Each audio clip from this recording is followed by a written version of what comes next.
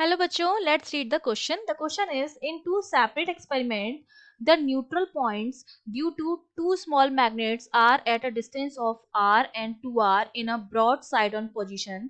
The ratio of their magnetic moment will be. तो उनके magnetic moment का ratio क्या होगा वो आपको बताना है.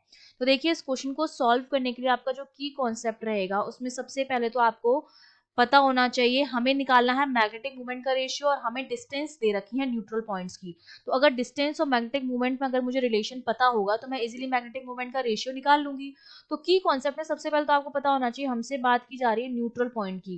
न्यूट्रल पॉइंट वो पॉइंट होते हैं जहां पर नेट मैग्नेटिक फील्ड जो होता है वो क्या होता है, जीरो होता है. तो ये न्यूट्रल पॉइंट्स हमें कहाँ मिलेंगे, हमें मिलेंगे इक्वेटोरियल एक्सिस पर.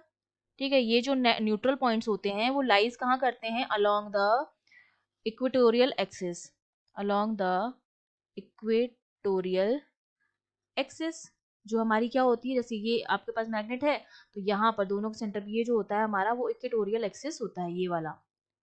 ठीक है, वहां पर ये लाई करेंगे न्यूट्रल पॉइंट्स. देखिए यही कॉन्सेप्ट हम यूज करेंगे. तो हम जानते हैं कि इक्वेटोरियल एक्सिस पर मैग्नेटिक फील्ड की जो वैल्यू होती है जिसको मैं बी एच से लिख सकती हूँ, that is given by mu naught upon 4 pi M upon D cube. जहां पर m जो है कैपिटल M वो आपका मैग्नेटिक मूवमेंट है और d जो है वो आपकी क्या है, डिस्टेंस है यहाँ से. ठीक है, तो अब देखिए यहाँ से मुझे म्यू नॉट अपॉन 4 पाई तो आपका क्या है, कांस्टेंट है. इसका मतलब जो मैग्नेटिक फील्ड है that is proportional to the m upon D cube.